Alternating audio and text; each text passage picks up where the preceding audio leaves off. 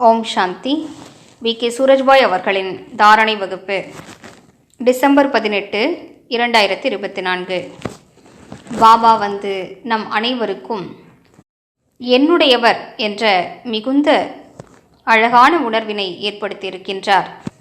இது காலம் வரையிலும் யாரை அடைய வேண்டுமென்று நாம் ஏங்கி தவித்தோமோ, யாரை தரிசிப்பதற்காக காத்து கிடந்தோமோ, யாரை இதுவரையிலும் பகவான் என்று கூறி வந்தோமோ, அப்படிப்பட்டவர் எப்போது நமது அருகே வந்தாரோ அவர் நான் உங்களுடையவன் என்றார். நீங்கள் என்னுடையவர்கள், நான் உங்களுடையவன் என்ற மிகுந்த நல்ல உணர்வினை நமக்கு ஏற்படுத்தியிருக்கின்றார். வெறும் பேச்சளவிற்கு அவர் நமது தாய் தந்தை, ஆசிரியர், சத்குரு என்று பேச்சளவிற்கு அவர் கூறவில்லை.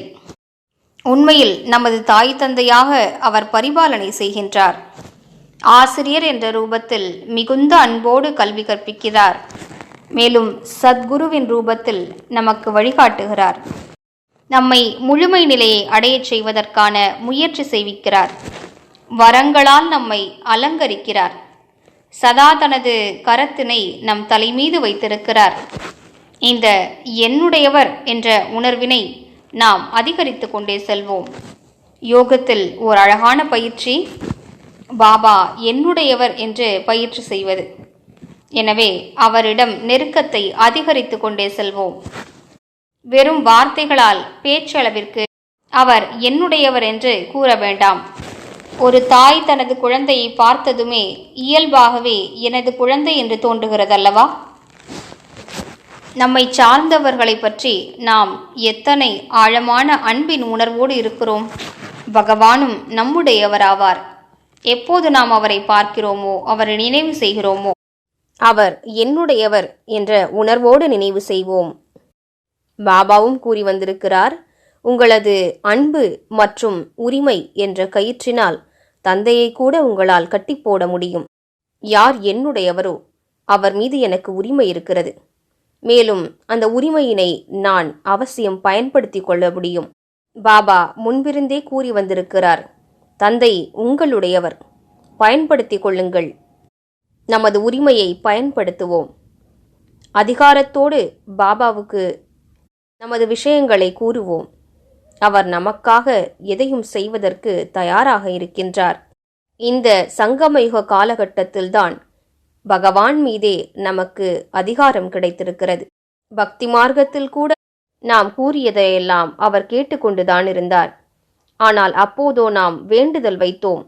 மிகுந்த தாழ்மையான உணர்வோடு, ஏ பிரபுவே, எங்களுக்காக இந்த காரியத்தை செய்யுங்கள் என்று வேண்டினோம். அப்போது கூட அவர் நமக்கு உதவி செய்திருந்தார். சங்கமயுகத்திலோ பாருங்கள், அவர் நம்முடையவராகிவிட்டார்.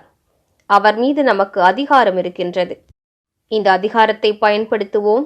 மேலும் பாபாவை நன்றாக பயன்படுத்திக் கொள்வதற்கான கலையை கற்றுக்கொள்வோம். அவர் எனது நண்பரும் ஆவார். அவரது வரமளிக்கும் கரம் எப்போதும் என் தலை மீது இருக்கிறது. பாபாவின் உதவியை பயன்படுத்திக் கொள்வதற்கான ஓர் எளிமையான வழிமுறை என்னவென்றால், அவர் எப்போதும் என்னோடு இருக்கிறார் என்று நினைப்பதுதான். சர்வசக்திவான் என்னோடு இருக்கிறார் என்று நினைவு செய்வோமானால் அவரது சக்திகள் நம்மோடு காரியம் செய்து கொண்டிருக்கும். மேலும் நமது பலவிதமான காரியங்களை பாபா செய்து கொண்டிருக்கிறார் என்ற அனுபவம் ஏற்படும். அவரது சக்திகள் மூலமாக பல காரியங்களில் வெற்றி கிடைக்கும். நாம் அவர் மீது முழுவதுமாக பலியாகி விடுவோம், சமர்ப்பணமாகி விடுவோம். அதன் மூலம் அவர் மீதான அதிகாரத்தை வளர்த்து கொள்வோம். அவரை நினைவு செய்ய வேண்டும் என்ற விஷயம் கூட இருக்கக்கூடாது. யார் நம்முடையவர்களோ அவர்களுடைய நினைவு எப்போதும் மனதில் நிறைந்துதானே இருக்கும். அவர்களது அன்பிலேயே நாம் மூழ்கியிருப்போம். முயற்சி செய்து அவர்களை நினைவு செய்ய வேண்டும் என்ற விஷயம் எங்கே வருகிறது? பாபா என்னுடையவர் என்ற இந்த உணர்வு நம்மை ஆனந்தமான யோகியாக ஆக்கிவிடும். நம்மை கவலையற்ற ராஜாவாக்கிவிடும். நமது சித்தத்தினை அமைதிப்படுத்திவிடும். மேலும் நம்மை விதைரூப நிலைக்கு கூட சகஜமாக அழைத்துச் செல்லும். எனவே இன்று முழு நாளும் நாம் பாப் தாதாவை அழைப்போம். பரந்தாமத்திலிருந்து பாபாவிற்கு அழைப்பு விடுப்போம். மேலும் காட்சிப்படுத்தி பார்ப்போம். பாபா தனது தாமத்தை விட்டுவிட்டு கீழே வருகின்றார்.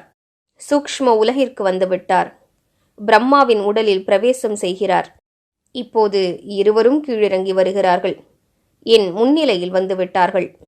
எனக்கு திருஷ்டி கொடுக்கிறார்கள்.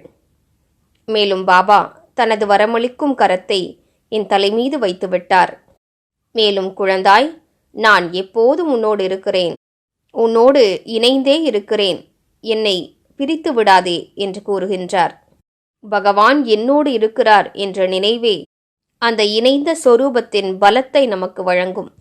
இன்று முழு நாளும் ஒவ்வொரு மணி நேரத்திலும் இந்த பயிற்சியினை மேற்கொள்வோம். ஓம் சாந்தி.